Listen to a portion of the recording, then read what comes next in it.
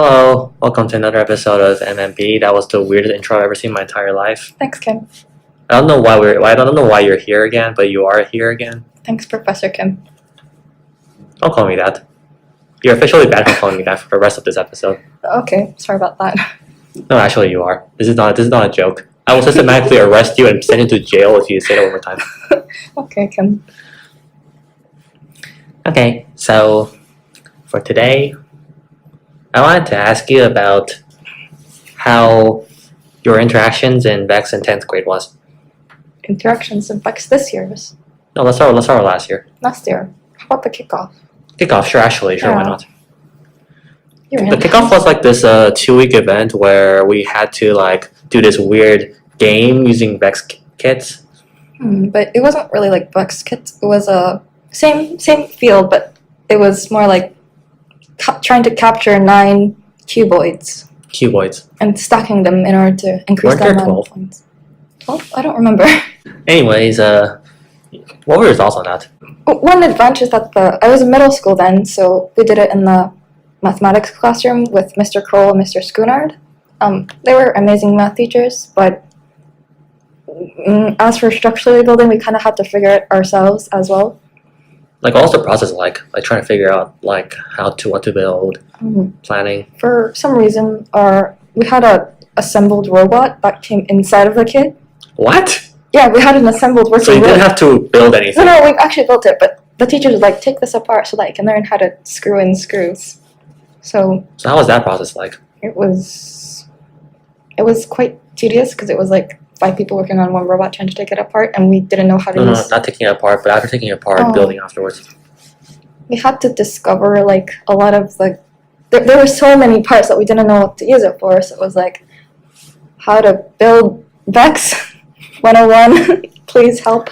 How'd you pull it off at the end then? It was mostly right now the freshmen, which were 7th graders back then, so like Gabriel and also SK and Sam and June, not Jung, What about But- it? built everything. But what were your impressions of it though? Hmm? What were your impressions though? Impressions.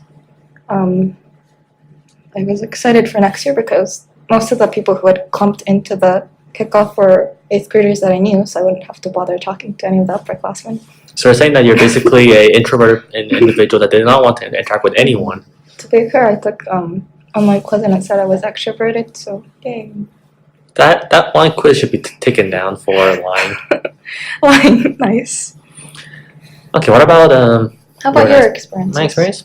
Our kit came in with like literally no assembled anything, so we had to figure everything out by like watching YouTube videos, and we were like, oh, so this is what the programming suit looks like. So we had to like we ended up because the kit came with the instructions guide for how to build a clawbot, so we just did exactly that. Oh, we saw your robot during career day.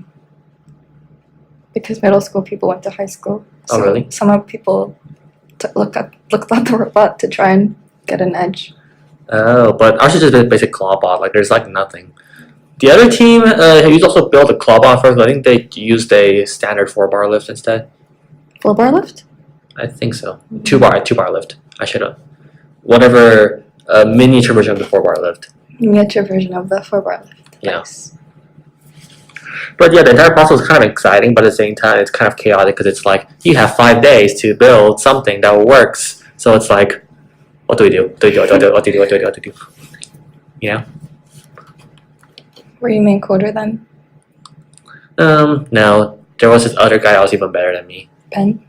No, Chayo? Chayo. Nice. And I don't even know. Like all I did was just like stare at his computer and just like tell him to do things. This. Nice. I'm surprised you didn't get a USB-C to USB converter then, because it was the orange cable that was very annoying. Yeah, that was very annoying. Speaking of the orange cable, the middle school team lost their orange cable right when we made a new code and were about to go, so we had to like run back to the room and get the cable and run back to the field. And then we could have just borrowed it from high school, so nice idea. Nice idea, I guess. Sorry. Okay, what about our the actual first year? Actual first year, we were separated into girls teams and boys team for the. Okay, but to be fair, girls team had a better robot, so. I think this confirms that our boys team just sucks. Yeah, but you got autonomous bonus for Thailand team. That was like the very last game. Yeah. And those 4 points didn't matter because our team sucked. Yeah, but you eventually got higher ranking overall. But the autonomous period did not factor into that, didn't it? But didn't you win the round when you got autonomous? No, we lost that round. Nice. That's kind of ironic, but hey, I mean, you got autonomous, right? No. Oh yeah, actually we did. Nice. Oh, you won that round. No, we didn't win that round. We lost the round, but we won the autonomous bonus. Yay! That's all that counts, right? Because Mr. Reinberg was ecstatic about it. Yeah, very ecstatic about it. But the entire process was just staring online at computers and just seeing, oh, this is what other robots did, and then just Yeah. copying at first. Yeah, copying was what we did a lot too. And I think copying for the first or second year is usually a good thing because you don't know what to do. So after copying from other teams and learning from other teams at actual competitions, you get to get a sense of what actually works and what doesn't work, and from there you can make your own designs. Like our current year are mostly our own designs. Yeah, mostly. We Yeah. still get a lot of inspiration from like the reveals that are done with.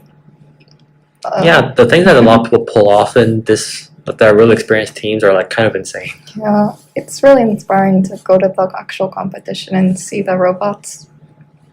Right? That's what you felt too, right? Yeah, for example, like in Thailand competition, we had a tiny little robot that was maybe 30 centimeters by 20 centimeters, but then the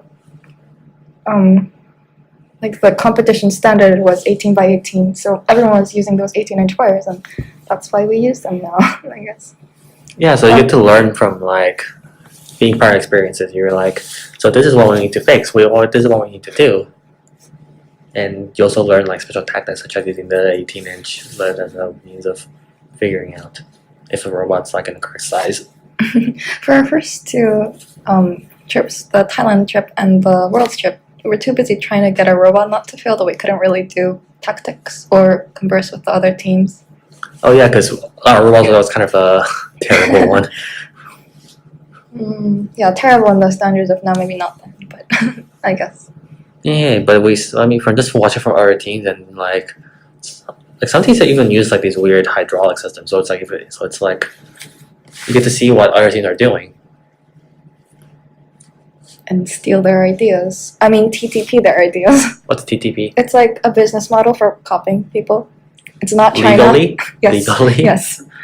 How is that legal? I don't know, but in fact, it's legal because you can't like copyright this random 4-bar lift. Yay! So that's experience in the competitions. But what was like your opinion on the process that led up to the competitions? Of course, we were like Vex is designed so that it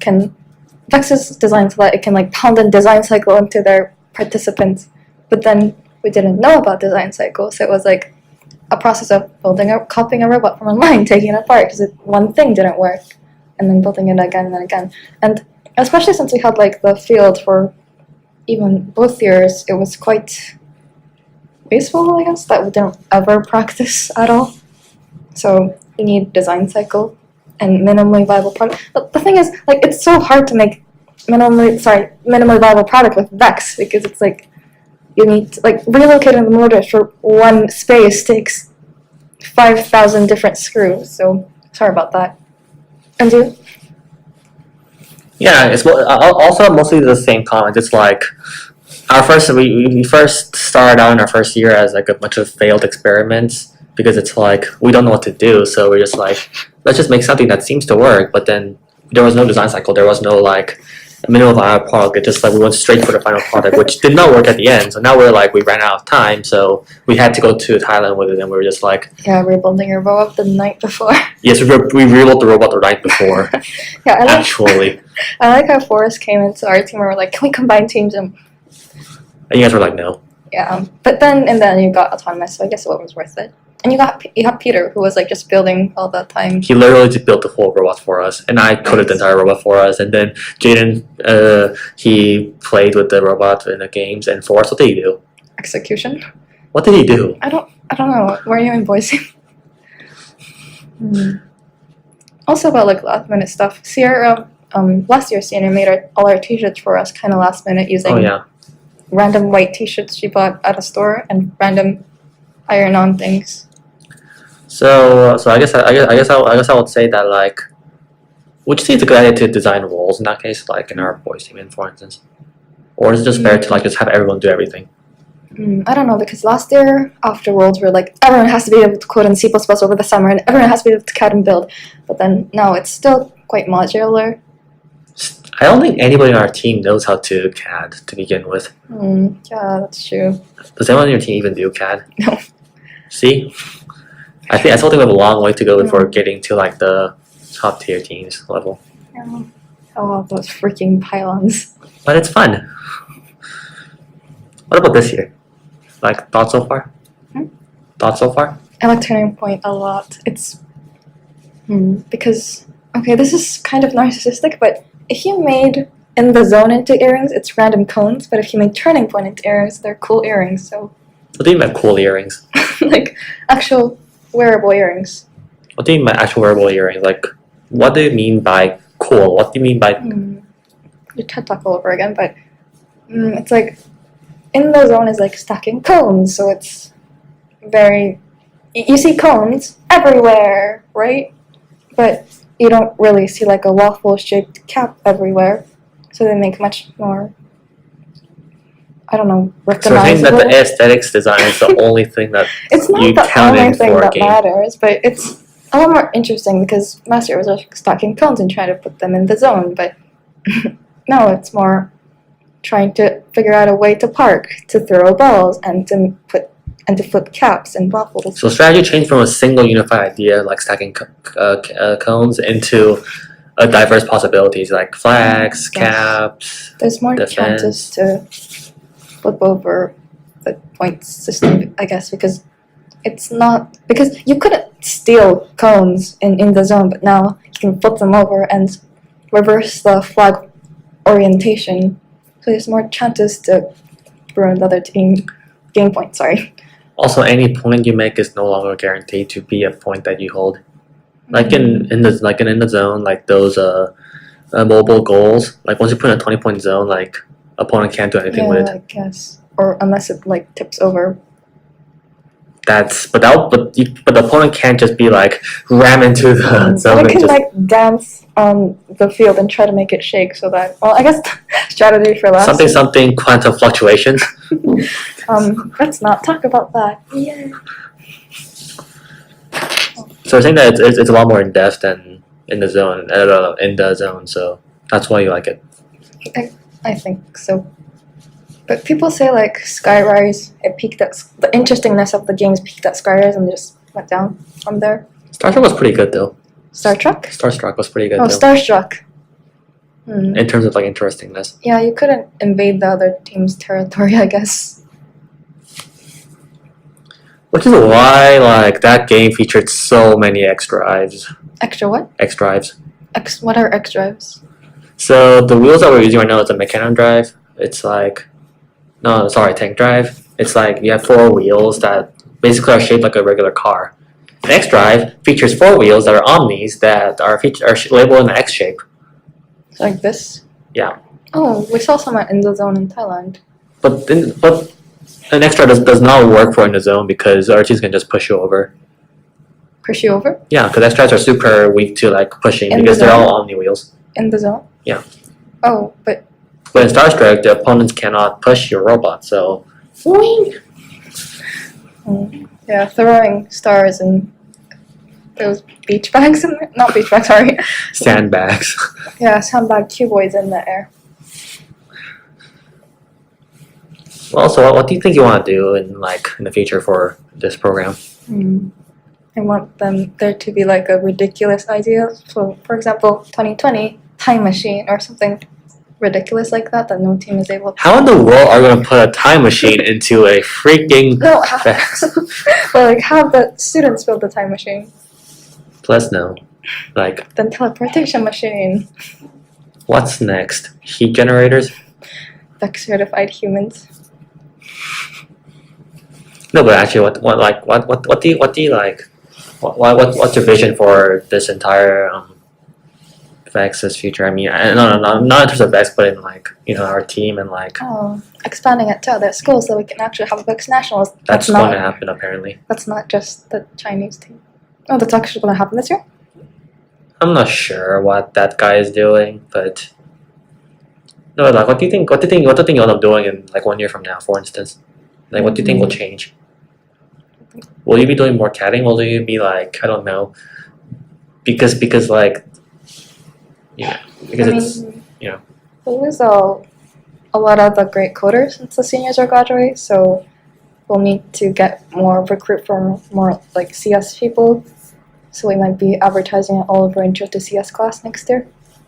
Do you have any visions for the future? I mean, I'll be here next year, so whatever, right? Whatever, right? But I really hope that our team our SSI's teams are like more organized, have more like passion into what they're doing, and like actually do more research than now, and like do CADing, do more design cycles. But I think that given enough experience that our school gets, I think over time we will reach there, like gradually. But because we're still infants in this, in this process. But I think that's what's going to happen 2 years or 3 years or in the future. What if Which would be Mr. exciting. Weinberg goes to another school? Are we screwed? I'm then? pretty sure you guys have enough passion to pull it off somehow, but it's like, There's Miss Richardson, and she just came, so Yeah. Yay! Yay. That was 18 minutes of X talking. What's wrong with that? I don't know. I like how you're spending your New Year's talking about Vex to a random anonymous sophomore. It's fun. Nice. Also, you're taking on a random sophomore.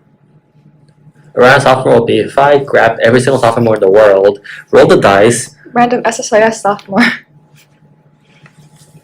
There's still like 90 SSI sophomores. So if I like pull RNG generator, put min 1, max 90, and pull all your guys' name by alphabetical order, and label them as 1, 2, 3, 4, 5, 6, so on and so forth, that would be random.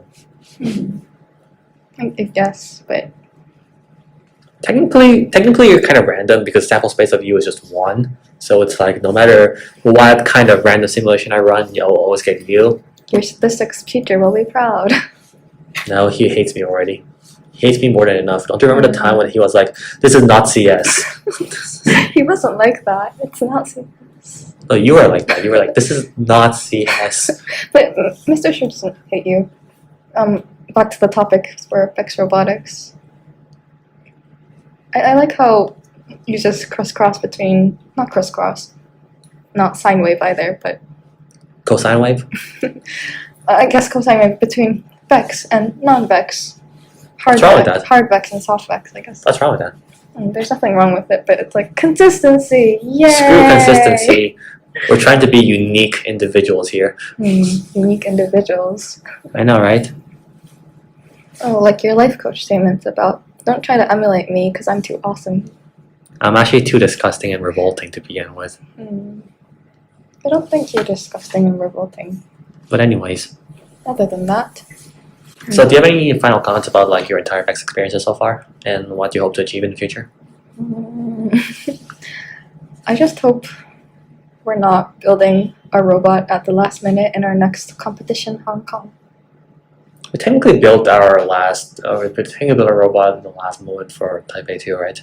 Yeah, but sorry, but it wasn't like wiring motors. It was more like putting an illegal thing on the flipper. Illegal thing. Yes, it was illegal on first. It's like no one's gonna notice. Wait, what was it again? It was remember the claw that we had? Yeah. He put a tiny little one by I think 6 bar on it so that it would flip more efficiently. But what's illegal about it? It went over 18 inches. But then they were like, fix it. So technically we only got it for like 1 game.